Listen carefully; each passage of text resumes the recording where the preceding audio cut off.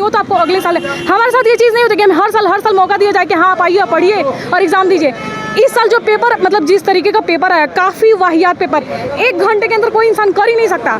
GS बहुत irrelevant है और जो क्वेश्चन ऐसा है कि जैसे पढ़ रहे हैं ना तो पहली बात ऐसा लग रहा है कुछ क्वेश्चन तो ऐसे कह रहे ये कहाँ से आ गया, ये कौन से सिलेबस का पार्ट है भाई। मतलब पूरी सिलेबस एसएससी ने ऑर्गेनाइज कर रखी है, लेकिन ऐसा लग रहा है कुछ क्वेश्चन ऐसे कि आउट ऑफ सिलेबस है, इनका तो कोई पल्ला ही नहीं है। और चलो ठीक है, out of syllabus her exam में 1-2 क्वेश्चन आते हैं, मैं मानती हूँ, उनको बच्चे छोड़ेंगे, लेकिन जो क्वेश्चन आ रहे हैं उनके फिगर कहाँ है। आप बोल रहे हो कि इन दिस फिगर, वही तो बोल रहे हैं। एक सर्कल का क्वेश्चन आया हुआ था, उस सर्कल के क्वेश्चन में पूछ रहे हैं। ये पेन चक के लाया हूँ, इसकी एक बार देख लो। पेन है भी नहीं ये टुटपुजिया, ये चल भी नहीं रहा ढंग से। सर्कल का एक क्वेश्चन आया था, उसमें पूछा था कि ये फिगर है, इसमें ये एंगल इतने डिग्री का है, दूसरा एंगल फाइंड करिए। आप तब फाइंड करेंगे जब वो फिगर दिया हुआ, उसमें वो फिगर ही नहीं है। फिगर ही नहीं है, फिगर ही गायब है, फिगर ही नहीं है। एक अजीब सा इलॉजिकल क्वेश्चन आया था रीजनिंग में, समथिंग गैप करके, मुझे एग्जैक्ट क्वेश्चन याद नहीं है, लेकिन जो इन्होंने पेपर बनाया ना ऐसा लगता है पीवी के बनाया है जिसने बनाया है पेपर। लिटरली मैं सारे स्टूडेंट से रिक्वेस्ट करूंगी कि आप लोग बहुत मास लेवल पर ना इस चीज़ का प्रोटेस्ट करें, ताकि क्योंकि पता है कमीशन नहीं सुधरने वाली। आधे साल जिस साल वैकेंसी ज़्यादा आएगी उस साल घपला हो जाता है, आधे सीटें पता नहीं कहाँ चली जाती हैं। नॉर्मलाइजेशन में मार्क्स इतना ज़्यादा अप डाउन हो जाता है, उसका अलग जाके प्रोटेस्ट करो। और इस बार क्वेश्चन पेपर ही इन्होंने उड़ा दिया, मतलब क्या करें, हम समोसे बेचे जाके घर पे। मैंने वेन्यू सेंटर पे जो लोग हैं उनको कंप्लेन भी किया, बट वो यही बोल रहा है कि मैम हम कुछ नहीं कर सकते, ये पेपर आगे से बनकर रहा है, एसएससी करेगी। अरे सारा काम एसएससी अगर कर रही है तो ठीक से कर क्यों नहीं रही है। और पिछली गड़बड़ियों की वजह से वेंडर चेंज हुआ था कि ये गड़बड़ियाँ वापस ना हो, लेकिन इस बार जो गड़बड़ी हुई ना, मुझे नहीं लगता कि जो आगे एग्जाम्स है, जो एसएससी के एग्जाम्स है, जो सीपीओ के एग्जाम्स है, वो देने लायक भी होंगे। मतलब मैं तो बच्चों से रिक्वेस्ट करूंगी प्लीज़ आप पढ़ना लिखना छोड़ें, ठीक है, समोसा बेचना शुरू कर दे, क्योंकि ये एग्जाम तो नहीं होने वाला है, क्योंकि इन लोगों ने तय कर लिया है। ये मैं तो ये कहती हूँ कि जिन्होंने एग्जाम बनाई है ना, खुद आके एक बार पेपर देख के जाए, खुद दे एक बार पेपर 1 घंटे में, तब समझ में आएगा। मैं तो भाई यही कहूँगा टीसीएस को वापस दे दो और दोबारा पेपर कंडक्ट कराएं। बहुत सारे बच्चों ने ये भी कहा है कि रीजनिंग में बहुत सारे पैटर्न बदला है, चेंज किया है। और ठीक है, रीजनिंग में बहुत सारे पैटर्न बदले हैं, आई एग्री, राइट। आपको सिलेबस में पहली बात तो मेंटेन करना पड़ेगा कि आपने पैटर्न बदले हैं, पहले से ही बताना, पहले से मेंटेन करना पड़ेगा। दूसरी चीज़ ये है, आपने रीजनिंग में मैथ का क्वेश्चन घुसा दिया है, ये मतलब क्यों, वाई। आप मैथ का अलग है सेक्शन, रीजनिंग का अलग है, आप इंग्लिश में जीएस घुसा रहे हो। मतलब सीरियसली आपको लगता है कि आप रीजनिंग मतलब इंग्लिश में आप जीएस पूछोगे। क्रोमोसोम से रिलेटेड क्वेश्चन पूछ रखा है इन लोगों ने कि क्रोमोसोम जो है वो सिंगल है तो उसको क्या बोलेंगे, डाइजोमी, ट्राइजोमी, मोनोजोमी क्या बोलेंगे। अरे ये बायोलॉजी का क्वेश्चन है जो जीएस में पूछा जाता है। अच्छा। पूरा उलट फिर कर रखा है, इधर का उधर, उधर का इधर, समझ में नहीं आ रहा। पेपर मतलब पूरा खिचड़ी बना दिया है। आधे क्वेश्चन ऐसा है जो देखा नहीं है, बाकी के क्वेश्चन है उनको इस सब्जेक्ट में उस सब्जेक्ट में मिक्स कर रखा है। जो क्वेश्चन, एक तो और चीज़ आ रही हो, जो क्वेश्चन के आंसर होता है ना कि आ रहा है, ऑप्शन में ही नहीं है उनके आंसर, ऑप्शन ही मैच नहीं कर रहा उनसे। और सिर्फ ऐसा नहीं कि मेरा नहीं मैच कर रहा, मैं ऑफकोर्स अगर मेरा मैच नहीं कर रहा मैं बाकी स्टूडेंट से पूछूंगी, उनका भी मैच नहीं कर रहा है आंसर। अच्छा, क्योंकि ऑप्शन में ही नहीं है। कैसे बनाया किसी ने पेपर? भाई इतने बड़े लोग बैठते हैं कमीशन में, इतने पढ़े लिखे, इतने एजुकेटेड, अगर ऊपर से ये गलती हो गया तो नीचे वाले क्या करेंगे? अच्छा। मतलब वो क्या चाहते नहीं है क्या कि हम सेलेक्ट होके जाएं वहाँ कमीशन में बैठे?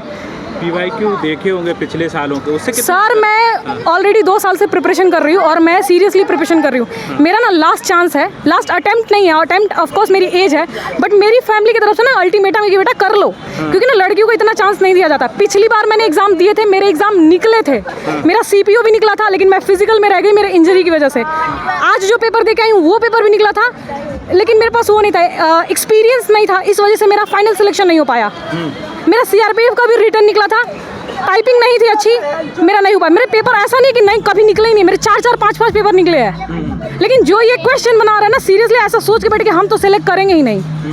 पता नहीं मतलब क्या करेंगे ये सीटों का ऊपर। मुझे एक चीज़ लिटरली नहीं समझ में आ रहा है, जो क्वेश्चन जो कमीशन में लोग बैठे हैं, ऑफकोर्स अनएजुकेटेड इलिटरेट लोग तो नहीं बैठे होंगे, बहुत ही हाईली क्वालिफाइड एजुकेटेड लोग बैठे होंगे। अगर वहाँ से ये गलती होके आ रही है तो हम मतलब क्या इमेजिन करें कि क्या होगा देश का आगे का भविष्य, जब वहाँ पढ़े लिखे लोग ये सारी चीज़ें कर रहे हैं। तो इतना कंप्लेन किया, मतलब मुझे वो बोल रहे हैं, हर कोई पता यही बोल के टाल देता है, मैडम हम कुछ नहीं कर सकते, हम कुछ नहीं कर, तो हम क्या करें भाई, हम कहाँ जाए, पकड़ते ले फिर। अच्छा, कंप्लेन भी किया है? कंप्लेन सेंटर पे बोला है, 2 लोगों को बोल के आई हूँ मैं, लेकिन जो वेन्यू के जो वो है हेड है और एक और सर थे, उन्होंने बोला कि मैम हम कुछ नहीं कर सकते, कि एसएससी पेपर बनाती है, आप उनको वहाँ शिकायत करना पड़ेगा। आई एग्री, एसएससी पेपर बनाती है, हमें वहाँ तक या तो हमें कोर्ट जाना पड़ेगा, हमें टीचर से कंप्लेन करनी पड़ेगी, या हमें मास लेवल पे जो भी प्रोटेस्ट करना पड़ेगा। बट आप सेंटर की व्यवस्था सुधार, आप माउस सुधार सकते हैं कि नहीं सुधार सकते? आप पेपर सुधार, आप पेन, मतलब क्या पेन पकड़ा रहे हैं आप जो चल नहीं रहा है? अगर मेरा एडमिट कार्ड लिया जाए, ठीक है, मेरे एडमिट कार्ड में स्टार्टिंग के लाइन जो मैंने लिखे है ना, वो इस घटिया पेन से मैंने लिखे है, वो चल नहीं रहा है। फिर मैंने क्या किया, जो हमारे इन्विजिलेटर थे, मैंने उनसे पेन लिया, जो जिस पेन से वो लिख रहे थे, सबका वेरिफिकेशन कर रहे थे। मैंने बोला नहीं मैम मुझे पेन दो, क्योंकि मैं एग्जाम सीरियसली देने आई, मैं मजाक करने नहीं आई हूँ। मैंने उनसे वो पेन लिया, उस पूरे पेन से कंप्लीट किया। अगर आप मेरा वो देखेंगे, लाइक एडमिट कार्ड देखेंगे ना, आपको सीधे पता चलेगा कि आधे स्टार्टिंग में इसने बहुत घटिया पेन से लिखा है जो चल नहीं रहा है, और बाकी में इसने ठीक ठाक पेन से लिखा है। तो वो प्रूफ है, अगर आप मेरा मांगो तो। ऐसा भी नहीं है कि हम, और सिर्फ मैं नहीं, आप किसी भी बच्चे से सेंटर पे पूछो कि पेन कैसा था। टीसीएस पहले क्या था, इतना बड़ा पेपर देती थी, आप उसको फोल्ड करके आराम से, आपको सेकंड सीट मांगने की जरूरत ही नहीं पड़ेगी रीजनिंग में। इनको मैंने कंप्लेन किया इस चीज़ का, तो कह रहे मैडम आपको सेकंड सीट मांगनी चाहिए थी। अरे भाई सेकंड सीट मांग ले, लेकिन सेकंड सीट मांगने में और जो सीट लेके आ रहे हैं उसमें नाम, एग्जाम, रोल सब भरने में 1 मिनट का टाइम चला जाता है। 1 मिनट में जीएस का 4 क्वेश्चन हो जाते हैं, यहाँ 60 मिनट में 100 क्वेश्चन आ रहे हैं। 1-1 मिनट, 1-1 सेकंड इंपॉर्टेंट है कि आप 15 सेकंड में गैप हो ना, 1 क्वेश्चन छूट जाएगा। यहाँ सब कुछ मजाक बना के रखा है। ऐसा लग रहा है ना कि जैसे, मतलब मुझे ऐसा लग रहा है मैं 5वीं क्लास का एग्जाम देने आई हूँ, जिसमें ना वेन्यू वालों को कोई मतलब नहीं है, ना एसएससी को कोई मतलब नहीं है। बस ऐसा ना कि हाँ बच्चों को बस पास करा के छठी में भेज देना, कोई सैलरी नहीं देनी है, कहीं अपॉइंट नहीं करना है, ये वाला सीन है। ये ऑफिसर्स अपॉइंट करने जा रहा है, और देखो इनकी हरकतें ऐसी है, मतलब लिटरली हद कर दिया इन लोगों ने। क्या बोलूँ मैं घर जाके क्या बोलूँ अपने पेरेंट्स को? अच्छा। उनको तो लगेगा कि, मतलब ऑफ कोर्स तो जानते हैं कि हाँ पिछला पेपर निकला, तो उनको पता है कि हाँ ये पढ़ती तो है, लेकिन क्या जाके बोलूँ उनको? अब क्या ये जो समस्याएं हुई तो वो बोलेंगे तो वो भी सोचेंगे कि मैं लिटरली चाहती हूँ ना कि टीसीएस वापस आए, ठीक है, और अगर टीसीएस में कुछ गलतियाँ सुधार की जाए। अगर आपको लगता है कि सेंटर पे चेकिंग ढंग से नहीं हो रही है, या पेपर लीक के चांसेस ज़्यादा बढ़ रहे हैं, जो चेकिंग आज हुई है, क्योंकि थोड़ी चेकिंग ठीक थी स्टार्टिंग की, आप वो चेकिंग बैठा दें। आप हर लेवल पे, हर जगह आप चेक करें, हर तरीके से। आप जो कैमरा, जो पहली बार ये फैसिलिटी थी कि पूरे एग्जाम के दौरान कैमरा हमारा होता और हमारी स्क्रीन पे हम विजिबल थे कि पेपर हम ही कंडक्ट करवा दो, तुम वो करवा दो, झंझट ही नहीं होगा। क्या एक टीसीएस एक कैमरा नहीं लगा सकती? लेकिन क्यों इन लोगों ने वेंडर चेंज किया? कैमरा लाइक जैसे हम कंप्यूटर स्क्रीन पे बैठे हुए हैं, लगे हैं, बता रही हूँ, जैसे हम कंप्यूटर स्क्रीन पे बैठे ना, तो पर्सनल स्क्रीन के ऊपर एक कैमरा लगा हुआ है, राइट? अब उस कैमरे में एक चीज़ ये होती है कि आप पूरे विजिबल नजर आएंगे पूरे 1 घंटे के एग्जाम के दौरान।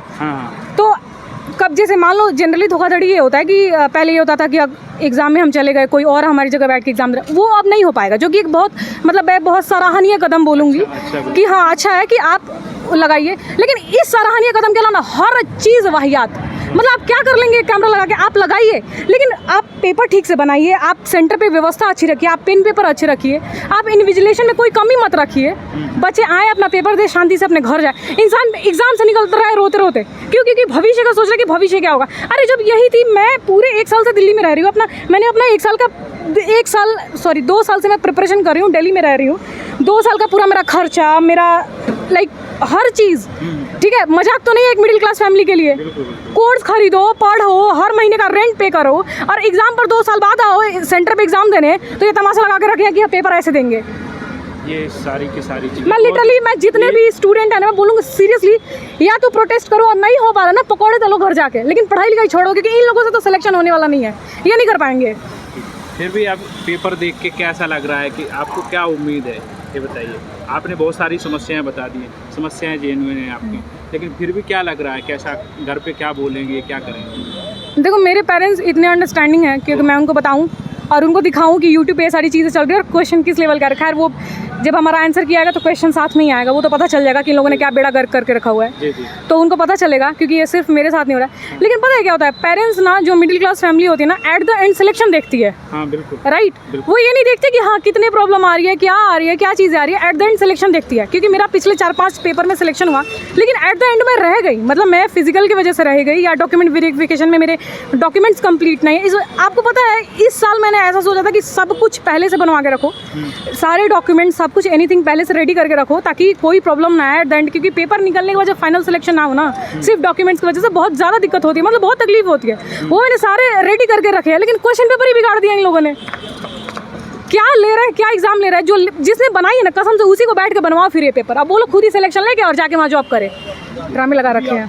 कहाँ से आप आए हैं, मतलब कहाँ रहते हैं आप? सर मैं वैसे तो बिहार से हूँ, बट अभी मैं संत नगर में रहती हूँ, बुराड़ी साइड। अच्छा। और वहाँ से यहाँ पेपर ऑफ कोर्स आज वेन्यू था, यहाँ पे तैयारी के लिए है? सिर्फ तैयारी के लिए ही आए हैं। ये कह सकते हैं कि बिहार के स्टूडेंट के साथ अन्याय हो रहा है या भारत के स्टूडेंट के? पूरे भारत के स्टूडेंट के साथ। हम ये नहीं कह सकते स्टेट वाइज, क्योंकि ये सेंट्रल लेवल का एग्जाम है। अगर स्टेट गवर्नमेंट ये तमाशे करती तो मैं बोलती कि हाँ बिहार के साथ ये चीज़ें हो रही है, but exactly all over India के बच्चे यहाँ दे रहे हैं, तो ऑफकोर्स पूरे भारत के यूथ के साथ ही मजाक है। पूरा एग्जाम धब्बा है अपने आप में।